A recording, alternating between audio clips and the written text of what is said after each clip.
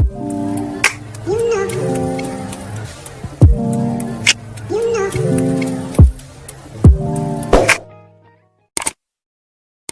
Morning everyone. आज आपण मेंडेलिव्हज periodic table चा डिटेल स्टडी आज आपण बघणार आहे. लास्ट लेक्चर मध्ये आपण फक्त इंट्रोडक्शन स्टडी केलं होतं. जर तुम्ही तो लेक्चर बघितला नसेल तर एकदा नक्की जाऊन तो लेक्चर बघा. म्हणजे आज मी जे काही शिकवणार आहे त्यामध्ये तुम्हाला आणखी छान प्रकारे लक्षात येईल. तर पेज नंबर आहे 19. परत एकदा सायन्स 1 चा सेकंड चॅप्टर आपण बघत आहोत, पिरियोडिक क्लासिफिकेशन ऑफ एलिमेंट. ठीक आहे. तर पेज नंबर 19 मध्ये थोडस थिंक अबाउट इट, थोडासा विचार आपल्याला या ठिकाणी करायला लावलेला आहे. तर फर्स्ट क्वेश्चन काय आहे बघा. What is the first question? There are some vacant places in the Mendeleev's periodic table. ठीक आहे. In some of these places at the atomic masses are seen to be predicted. In list 3 of these predicted atomic masses along with the group and the period. बाळांनो, या ठिकाणी जो मेंडेलिव्हज periodic table दिलेला आहे, या मेंडेलिव्हज periodic table मध्ये सम vacant places दिलेला आहे. सम वॅकंट प्लेसेस म्हणजे काय? काही रिकामे बॉक्स त्यांनी त्या ठिकाणी ठेवलेला आहे. आणि मग त्यांनी आपल्याला असा प्रश्न विचारलेला आहे का जे काही नेक्स्ट येणारे जे काही एलिमेंट आहे प्रेडिक्टेड, म्हणजे आता प्रेडिक्शन, तुम्हाला भविष्यामध्ये कुठले एलिमेंट डिस्कवर होणार आहे हे तुम्हाला माहिती आहे का? नाही. हा इंटरेस्टिंग फॅक्ट आहे. मेंडेलिव्ह यांना माहिती होतं, त्यांना अंदाज होता, त्यांचा अंदाज एवढा ऍक्युरेट होता. आज आपण तेच बघणार आहे. तर जसं की तुम्ही मॅथ्स मध्ये अर्थमॅटिकल प्रोग्रेशन शिकता, जसं की ए एलिमेंट आहे, बी एलिमेंट आहे, सी एलिमेंट आहे. ए एलिमेंटचं मास 10 आहे, बी चं 20 आहे. तर तुम्ही अंदाज लावू शकता सी चं काय असेल, 30 असेल, कारण की तुम्हाला डिफरन्स या ठिकाणी माहिती असतो. तसंच मेंडेलिव्ह यांनी थोडासा अंदाजरीते जो पिरियोडिक टेबल तयार केला होता, त्यांचं प्रेडिक्शन खूप छान होतं. तर त्यांनी या ठिकाणी तो बॉक्स वगैरे दिलेला आहे. तर तुम्हाला तो टेबल व्यवस्थित बघायचा आहे आणि तुम्हाला थोडंसं प्रेडिक्शन त्या ठिकाणी करायचं आहे. आय होप तुम्ही छान प्रकारे ते प्रेडिक्शन करणार आहात. दुसरा पॉइंट त्यांनी असं दिलेला आहे, due to uncertainty in the masses of some of the elements, a question mark is indicated before the symbol in the Mendeleev's periodic table. What are such symbol? ठीक आहे. या ठिकाणी त्यांनी दुसरा प्रश्न आपल्याला असं विचारलेला आहे का जे ऍटॉमिक मासेस होते एलिमेंटचे ते करेक्ट नव्हते, म्हणजे कन्फ्युजन होतं त्याच्यामध्ये. आणि मग त्याचं कन्फ्युजन असल्यामुळे, कन्फ्युजन कसं होतं, कारण की आजचे जर ऍडव्हान्टेजेस तुम्ही शिकले तर तुम्हाला ते कन्फ्युजन काय लक्षात येईल. सपोज एखादे एलिमेंट असेल ए, त्याचा ऍटॉमिक मास 90 आहे, पण काही दिवसानंतर काय कळालं आपल्याला, त्याचा ऍटॉमिक मास किती आहे, 50 आहे. आता आपल्याला इन्क्रीजिंग ऑर्डर मध्ये ठेवायचं होतं, तर 90 ला आपण 100च्या अगोदर ठेवणार बेसिकली. बट नंतर आपल्याला काय आलं, त्याचा ऍटॉमिक मास किती आहे, 50. मग त्याला इथं ठेवून फायदा आहे का? नाही. म्हणजे त्याला 60च्या अगोदर ठेवावं लागेल. म्हणून आपल्याला इथं कन्फ्युजन होतं. त्यामुळे आपण त्याच्या समोर असा एक क्वेश्चन मार्क त्या ठिकाणी ठेवलेला आहे. आपण ठेवलेला नाही, तो मेंडेलिव्ह यांनी आपल्याला ते सांगितलेलं आहे. तर ज्या टेबलमध्ये जिथे क्वेश्चन मार्क आहे, टेबलमध्ये जिथे क्वेश्चन मार्क आहे, याचा अर्थ असा होतो की त्या एलिमेंट बद्दल आपल्याला थोडंसं कन्फ्युजन आहे. याचा अर्थ त्याचा ऍटॉमिक मास बदलू शकतं, त्याच्या प्रॉपर्टीही बदलू शकता, म्हणून त्याची जागाही बदलू शकते. म्हणून त्या समोर क्वेश्चन मार्क त्या ठिकाणी दिलेला आहे. तर हे दोन विचार तुम्हाला करणं खूप गरजेचं आहे, कारण की त्यानंतर मग खाली काय दिलेलं तुम्हाला लक्षात येईल. तर बाळांनो, आजचा जो काही पॉइंट आहे त्यामध्ये आपल्याला शिकायचं आहे मेरिट्स ऑफ. ठीक आहे, इथंच लिहून टाकतो मी, मेरिट्स ऑफ मेंडेलिव्हज पिरियोडिक टेबल. म्हणजे मेंडेलिव्ह यांचे मेरिट्स बघायचे आपल्याला. मेरिट्स म्हणजे फायदे, ऍडव्हान्टेज आपण त्याला म्हणतो. काय मेरिट्स आहे मेंडेलिव्ह पिरियोडिक टेबलचे आपण स्टडी करू, म्हणजे तुम्हाला लक्षात येईल मेंडेलिव्ह पिरियोडिक टेबल आपल्याला का इम्पॉर्टंट आहे. तर बिफोर दॅट थोडंसं माहिती या ठिकाणी दिलेलं आहे. Science is a progressive, there is a freedom in science to revise the old influence by using the more advance means and the method by doing experiment. बरोबर आहे. सायन्स हा एक प्रोग्रेसिव्ह सब्जेक्ट आहे. तुम्ही जसे जसे याच्यामध्ये एक्सपेरिमेंट करशाल, जुन्या गोष्टीला तुम्ही आणखी नवीन प्रकारे त्या ठिकाणी मांडू शकता by experiment. This characteristic of science are clearly seen in the Mendeleev periodic table. आणि मेंडेलिव्ह यांनी तेच केलेलं आहे, म्हणजे परत परत परत परत परत परत खूप सारे एक्सपेरिमेंट केलेले आहे. आणि मग एक्सपेरिमेंट करून त्यांनी मेंडेलिव्ह यांनी खूप छान प्रकारे आपल्याला एलिमेंटचं क्लासिफिकेशन दिलेलं आहे. आणि त्यांचं इम्पॉर्टन्स असं आहे की ते तुम्हाला मी अगोदर सांगितलं होतं, मेंडलिसचं जे क्लासिफिकेशन आहे ती इम्पॉर्टंट स्टेप होती, म्हणजे तिथून खरं क्लासिफिकेशन आपल्याला लक्षात आलं, नाहीतर आपल्याला एलिमेंटचं स्टडी करणं खूप कॉम्प्लिकेटेड झालं असतं. While applying laws of property of element are the periodic function of their atomic masses, आपण जो काही मेंडलिस लॉ बघितलाय लास्ट लेक्चर मध्ये, काय होता law? Property of the element are the periodic function of their atomic masses, त्याचं explanation मी तुम्हाला दिलं होतं. त्यामध्ये Mendeleev's arrange the element with the thought that information available till then was not final but could be change as a result of Mendeleev's period demonstrate the following merits. तर हे थोडंसं introduction होतं. आपला फोकस फक्त आज कशावर असणार आहे? Merits of Mendeleev's periodic table. काय मेरिट्स आहे तुम्हाला या ठिकाणी व्यवस्थित लक्ष द्यायचं आहे.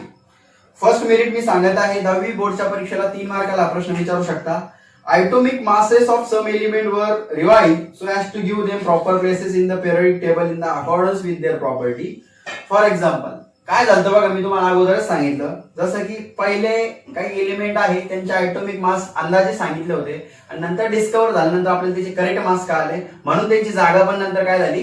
चेंज झाली. जसं की एक्झाम्पल त्यांनी दिलेलं आहे, बेरिलियमचं जे ॲटॉमिक मास आहे, बेरिलियमचं जे ॲटॉमिक मास आहे ते आहे, सपोज त्यांनी किती दिलेलं आहे? 14.09 वर change to the correct value and 9.4. म्हणजे बघा बाळांनो, and beryllium was place before boron. आता तुमच्याकडे हा टेबल असणं खूप महत्वाचं आहे, ठीक आहे. यामध्ये तुम्हाला काय कळतं, मेंडलिव्ह यांनी सपोज त्यांचा ऍडव्हान्टेज काय होतं, जसं त्यांना माहिती होतं बेरिलियमचा ॲटॉमिक मास अंदाजे किती आहे, ते 14.09 आहे, बट नंतर त्यांनी प्रूफ करून दिलं त्याचा ऍक्च्युअल ॲटॉमिक मास, त्याची करेक्ट व्हॅल्यू किती आहे? 9.4. मग मला सांगा, बोरॉन जो आहे, ओके सॉरी बेरिलियम जो आहे, बेरिलियमचा ॲटॉमिक मास ऍक्च्युअली किती होतं? 14.9. आता 14.9 म्हणलं तर इथं बघा, नायट्रोजनचं 14 आहे आणि ऑक्सिजनचं किती आहे? 16 आहे. जर बेरिलियमचं 14.9 असेल, 14.09, तर इन्क्रीजिंग ॲटॉमिक मासेस नुसार आपण याला ऍक्च्युअली कुठं प्लेस केलं असतं बेरिलियमला? नायट्रोजन आणि ऑक्सिजनच्या मध्ये, कारण की इन्क्रीजिंग ऑर्डर आपल्याला त्या ठिकाणी पाहिजे जर आपण असं गेलो असतो तर. बट मेंडलिस यांच्यामुळे आपल्याला शक्य झालं त्याची करेक्ट व्हॅल्यू. आता त्याची करेक्ट व्हॅल्यू काय आहे? 9, तर 9.4. तर 9.4 त्याची करेक्ट व्हॅल्यू असल्यामुळे त्याची जागा आता कुठे आली? बिफोर बोरॉन, कारण बोरॉनचा ॲटॉमिक मास किती आहे? 11. तर 11च्या अगोदर आपण 9.4 लिहू शकतो. म्हणजे बघा, बेरिलियम कुठे असता? नायट्रोजन नंतर असता, पण आता कुठं आहे? बोरॉनच्या अगोदर. म्हणजे अशी त्यांची जागा काय होत गेली? चेंज होत गेली आणि करेक्ट प्लेस त्यांना त्या ठिकाणी भेटत गेलं. तर हे सगळं कशामुळे शक्य झालं? मेंडलिव्ह यांच्या मेरिट्समुळे. जर त्यांनी आपल्याला असे मेरिट्स सांगितलेच नसते किंवा त्यांनी एवढं छान प्रकारे क्लासिफिकेशन दिलं नसतं, तर तुम्ही जो काही टेबल आहे, डिस्टर्बिंग टेबल त्या ठिकाणी आपण म्हणू शकतो, म्हणजे करेक्ट टेबल त्या ठिकाणी आपल्याला भेटला नसता. तर फर्स्ट ऍडव्हान्टेज या ठिकाणी तुम्हाला लक्षात आलं असेल, तर जे बेरिलियमचा ॲटॉमिक मास होतं ते 14.09 होतं, पण नंतर त्याचा म्हणजे अभ्यास वगैरे करून नंतर त्याची करेक्ट ॲटॉमिक मासचा शोध लागला, तो 9.4 होता. म्हणून मेंडलिसची जी अगोदरची जागा होती नायट्रोजनच्या नंतरची, ती चेंज झाली आणि ते कुठं आला? मग बिफोर बोरॉन. ठीक आहे. आता सेकंड मेरिट या ठिकाणी आपण लक्षात घेऊ, Mendeleev's kept vacant places in the periodic table for the element not discovered till then. आता मेंडलिस यांनी काय केलं बाळांनो बघा, मेंडलिस यांनी पिरियडिक टेबल मध्ये काही व्हॅकंट प्लेस ठेवले होते, जसं की इथं एक एलिमेंट असेल, इथं एक असेल, पण इथं त्यांनी काय केलं? काही व्हॅकंट प्लेस ठेवले, म्हणजे भविष्यात जे एलिमेंट डिस्कवर होणार आहे त्यांच्यासाठी त्यांनी जागा ठेवली.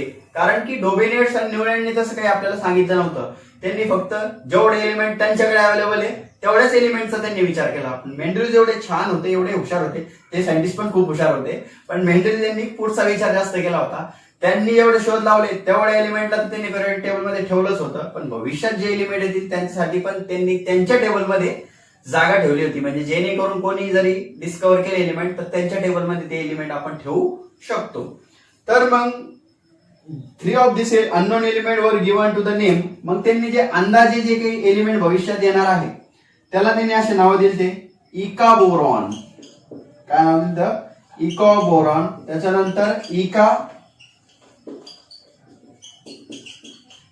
ॲल्युमिनियम आणि इका सिलिकॉन. सपोज भविष्यात असे 3 एलिमेंट, कुठलेही 3 एलिमेंट डिस्कवर होणार असेल तर त्यांना अंदाजे आपण असे नाव दिलं. इका मीन्स काय, एक, इकाचा अर्थ एक असतो. इका बोरॉन, इका अल्युमिनियम, इका सिलिकॉन असे 3 नावं त्यांनी दिले. तर मग त्यानंतर त्यांचे ऍटॉमिक मासेस जे आहे ते किती दिले त्यांनी, 44, 68, 72 हे सुद्धा असे अंदाजे दिले. मग पुढे काय झालं, later on this element was discover. मग नंतर ज्यावेळेस एलिमेंट ऍक्च्युअली डिस्कवर झाले, आता हा प्रेडिक्शन होता, म्हणजे आता 2020 आहे, सपोज 2020 चालू आहे, 2025 मध्ये हे एलिमेंट येणार आहे असं मेंडेली त्यांना माहिती होतं. पण 2020 मध्येच त्यांनी त्याला अंदाजे नावं दिले आणि त्यांच्या ऍटॉमिक मासेसचं सुद्धा एक प्रेडिक्शन दिलं. मग ज्यावेळेस एलिमेंट डिस्कवर झाले, मग त्यांचे नाव बघा कसे चेंज झाले.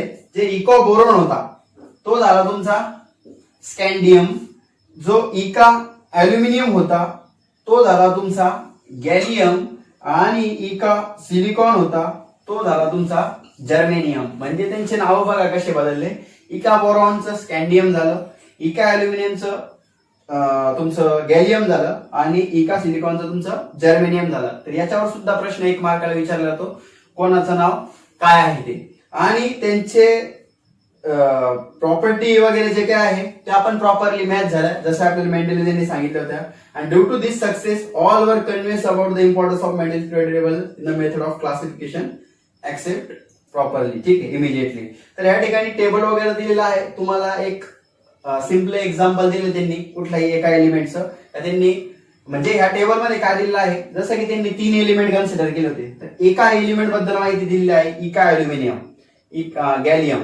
तर इका अल्युमिनियमचं काय झालं, गॅलियम झालं. बघा इथे इका अल्युमिनियम आहे, प्रॉपर्टी आहे.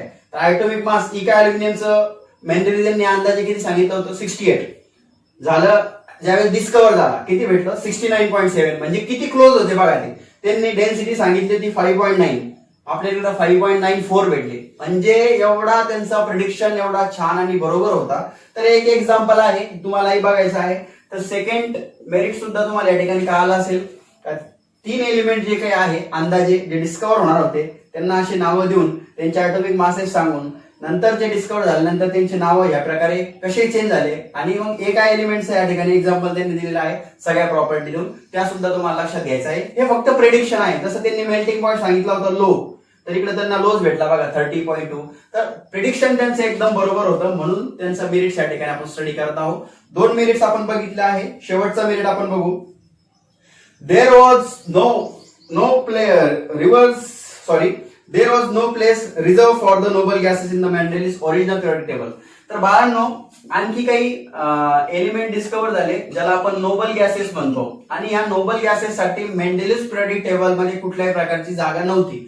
मग आता ही खूप मोठी अडचण होती, कारण की मागच्या मिनिट्स मध्ये आपण बघितलं त्यांनी आपल्याला जागा दिली, बट आता आपण काय बघतोय, नोबल गॅसेस साठी जागा नाहीये.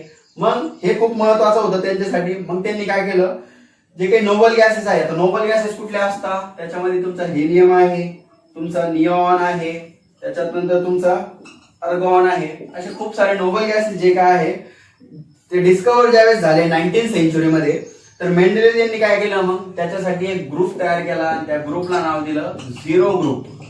कारण त्यांच्या पिरियोडिक टेबल मध्ये जागा नव्हती, मग त्याच्यातच त्यांनी एक नवीन ग्रुप तयार केला आणि त्याला नाव दिलं झिरो ग्रुप, आणि त्या झिरो ग्रुप मध्ये सगळे नोबल गॅसेस त्या ठिकाणी फिट केले. आता तुम्हाला प्रश्न असेल, सर झिरो ग्रुपच नाव का बरं दिलं? 9th आपल्याला झालेलं आहे, हे जे काही नोबल गॅसेस आहे यांची जी व्हॅलेन्सी आहे ही 0 असते. यांची व्हॅलेन्सी किती असते? 0. आणि व्हॅलेन्सी 0 म्हणजे ते कशा आहे? स्टेबल आहे. स्टेबल कोण असतं? ज्यांची व्हॅलेन्सी 0 असते, त्यांचं ऑक्टेट कम्प्लीट असतं. तर मग असे जे काही एलिमेंट आहे नोबल गॅसेस, त्यांना आपण झिरो ग्रुप मध्ये त्या ठिकाणी मेंडेलिस यांनी ठेवलेलं आहे. अशा प्रकारे 3ही मेरिट्स मी तुम्हाला या ठिकाणी क्लिअरली डिस्क्राईब करायचा प्रयत्न केलेला आहे. तरीही तुम्हाला काही कळालं नसेल, काही माझ्याकडून राहिलं असेल सांगायचं, तर तुम्ही मला नक्की पर्सनली मेसेज करा, कमेंट मध्ये कळवा.